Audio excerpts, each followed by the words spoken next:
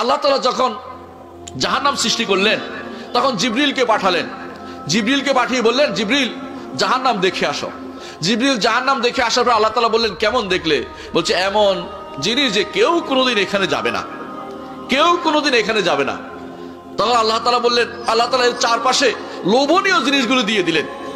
জাহান্নামের চারপাশে লোভনীয় জিনিসগুলো দিয়ে দিলেন, অর্থাৎ যা দুনিয়াতে করতে মজা লাগে, মজা লাগলে জাহান্নামে যাওয়া সহজ হয়ে যায়। মনে রাখবেন, আপনি ঘুমায় থাকলে ফজর নামাজে জাহান্নামে যাওয়া সহজ।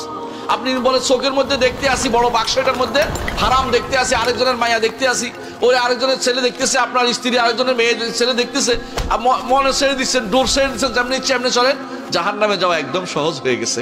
আপনি সারাক্ষণ মুঠির ভিতরে, এই যে মুঠির ভিতরে দেখতে আসে আপনার সন্তান, হাতের মুঠির ভিতরে নিয়ে হারাম দেখতেছে, এই হারাম চিত্রগুলো জাহান্নামে যাওয়ার জন্য সহজ হচ্ছে।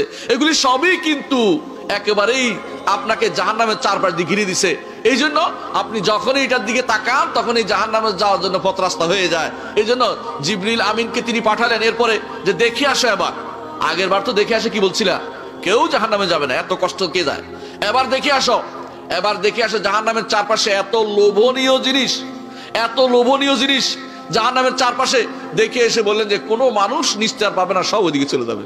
কিন্তু আল্লাহ তাআলা বললেন, ইবাদাকা মিনহুল মুখলাসিন, আল্লাহর নেক বান্দারা সেটা যাবে না।